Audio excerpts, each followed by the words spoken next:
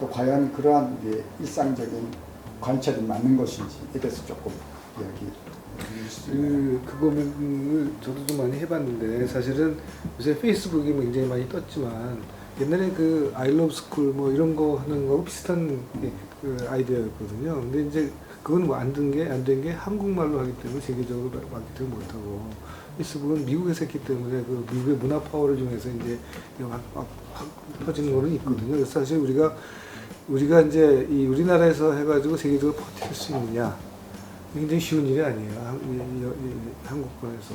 사실 문화는 어떤 식으로든지 간에 필요하면 그쪽에서 따라오기는 할 수 있을 것 같기는 해요. 그러니까 과연 우리가 그런 브랜드 파워를 만들어낼 수 있을지의 문제가 남긴 하지만, 그리고 또 반대로 아까 제가 말씀드린 것처럼 패스트 팔로워의 역할은 이제 옛날에는 우리가 독보적으로 할 수 있었는데 중국이 지금 따라오고 있는 입장에서 과연 그 경쟁력, 그 인력이나 어떤 임금의 차이 같은 걸 감수하면서도 이겨낼 수 있을까의 문제와, 그리고 또 하나는 좀 괜찮은 게 만들어지면은 대기업에서 자꾸 좀 이렇게 네. 뭐 찝쩍거린다든지 네. 뭐 이런 것들도 있고, 그러니까 그런 면에서는 그 이제 구글이나 이런 것들이 나오기에 토양이 그렇게 좋은 나라는 아닌 것 같긴 한데, 이제 그걸 극복할 수 있는 힘이 어디에 있겠느냐라는 건 저희한테 지금 주어진 숙제가 아닌가 생각이 됩니다.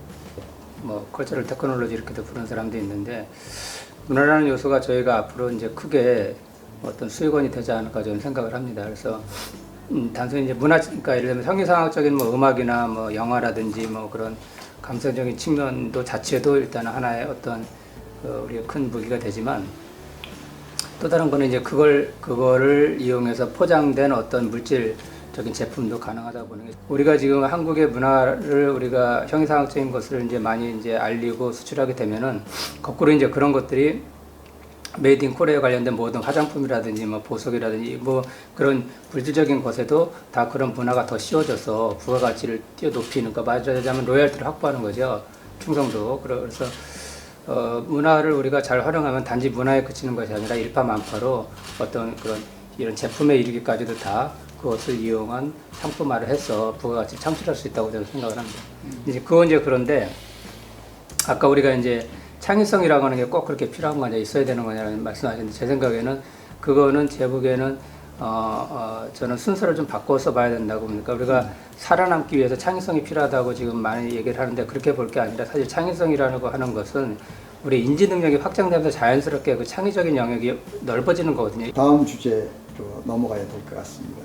그래서 흔히 미래 4차 산업혁명에서 경쟁력이 스마일 패턴이라고 이야기하는 사람들이 많은 것 같아요. 이렇게 이 모양이 있으면 한쪽 끝, 정말 창조적이고 새로운 것을 이렇게 그런 쪽이 있어야 되고, 또 하나는 노동이라도 아주 매시브한 노동력이 있어야 되는데 그 노동력의 질이 아주 높아야 된다. 그래서 그 중간에 적당히 하는 나라는 소위 그 선진국 뭐 이렇게 그 선도적인 나라는 될 수 없다. 뭐 이렇게 얘기하는 사람이 많은 것 같습니다. 그런 측면에서 역시 가장 중요한 것은 사람이고요. 그 사람의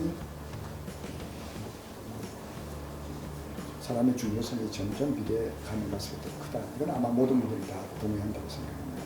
그래서 문제는 그런 우수한 인재를 한국이 기를 수 있고 또 외부에서 가져올 수 있는 시스템이 되는가 하는 그 문제가 이제 우리가 풀어내야 되는 문제라고 생각합니다.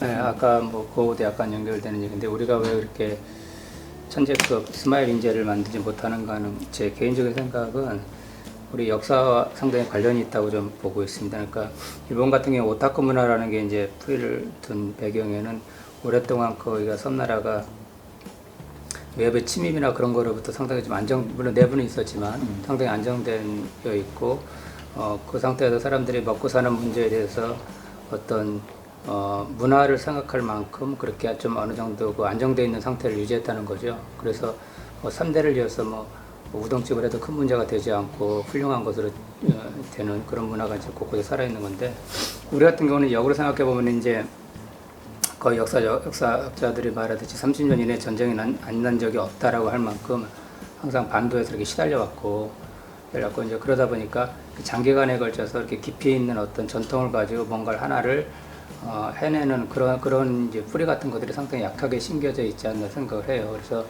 지금 우리 학생들 젊은이들이 이제 다시 그런 오타쿠 문화 같은 그런 좀 근성 있고 뿌리 깊은 오래된 그런 것들을 하려면은 일단 여러 가지 이제 뭐 남북 관계라든지 그런 여러 가지 지금 우리를 둘러싸고 있는 여건에서 청년들을 급하게 단기간 경주를 시키지 말고 좀 안정적으로 심리적이나 경제적인 측면에서 장기적으로 좀 여건을 만들어줘야 된다고 생각을 합니다. 그래서 단 뭐 한 대에 끝나는 것이 아니라 몇 대를 최소한 걸쳐야 되기 때문에 최소한 100년 이상은 우리가 지금 뭐 정세를 안정시키고 경제적으로도 좀 지원을 해줘서 그런 뿌리가 좀 안착될 수 있도록 해야 되지 않나 그런 생각을 좀 하고 있습니다. 그러니까 이제 오타쿠 문화나 굉장히 오랫동안 하는 게 필요하다는 말씀하시는 그런 사람도 있어야 되지만 한국의 특징은 그거보다는 빨리빨리인 것 같아요. 예. 그래서 사실 갤럭시가 성공한 거고 그냥 일단 해보고 보자. 그러니까 이제 문화 서로 이제 민족성이 다르고 다 다르기 때문에 우리 우리의 특징을 가지고 이용하는 게 나을 것 같고 근데 디지털 문화에서는 빨리빨리 훨씬 더 중요한 것이 아닌가 생각이 들어서 그걸 잘 이용하면 되는데 결국 이제 그러니까 다양성의 문제인 것 같아요. 그러니까 어떤 사람은 정말 오타쿠처럼 하는 사람이 있어서 깊은 걸 파는 사람이 필요하고 어떤 사람은 빨리빨리 하는 사람도 있어야 되는데 우리 지금 교육의 문제는 모든 사람을 한 틀에 넣어가지고 묶어야 하는 게 문제인 거지. 이걸 너 이거 잘하면 넌 이거 해. 너 이거 잘하면 이거 하고 그게 이제 안 돼 있는 게 문제인 것 같아요. 지금 이 교육이 이렇게 된 가장 큰 이유는 저희 세대 아니면 저희 부모님 세대에서 출세하는 가장 좋은 방법이 빨리 좋은 대학 가서 뭐 고시를 하거나 의사가 되거나 뭐 그게 가장 뭐 빠른 길이었었거든요. 이제는 그렇게 가서는 좀 어려운 시대가 돼버렸고요.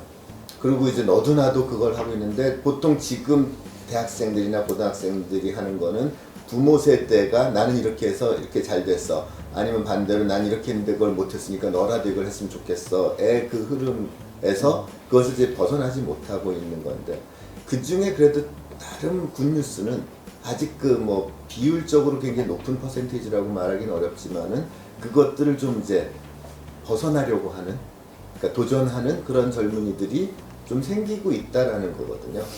조금 더 창의적인 인재를 키우는 거하고 어떤 관계가 있죠? 대학을 안 가면 창의적인 인재 아니요, 그거는 좀 또 다 별개의 문제라고 보는데요. 일단 그러니까 지금은 사실 대학을 왜 가냐 그러면 남들 가기 때문에 가는 경우가 많거든요. 네, 그런데 그렇다고 해서 대학에서 그걸 엄청나게 뭐 특별한 걸 해주느냐 그러면 뭐 저도 대학에 있습니다만은 뭐 그렇게까지 자신 있게 말씀드리기 좀 어려운 상황이고요. 대학의 부정적인 측면이 있습니까? 그러니까 대학이라기보다 그러니까 저는 이게 대학만의 문제가 아니라 초등학교 때부터 대학교 때까지 그러니까 내가 뭘 하고 싶다라는 것을 알려주는 것에 그렇게 많이 시간을 할애하진 않았던 것 같은데 요즘은 그래도 아이들이 그러니까 옛날은 참아야 돼. 너가 지금 나중에 출세하려면 지금 참고 공부해야 돼라는 것이 먹혔던 세대거든요, 저희는요. 근데 요즘 아이들은 이제 그게 슬슬 그냥 나 하고 싶은 대로 할래. 내 멋대로 할래. 나 먹고 사는 건 대충 어떻게 설마 굶어 죽겠어. 라는 세대들이 조금씩 나오기 시작하는 것 같고요. 교육 제도보다는 어떤 피교육, 젊은 세대에 의해서 버텀업으로 변화가 있을 것이다. 좋은 거는 아니지만은 지금 실제로는 그렇게 될 가능성이 조금은 있지 않을까라고 생각합니다.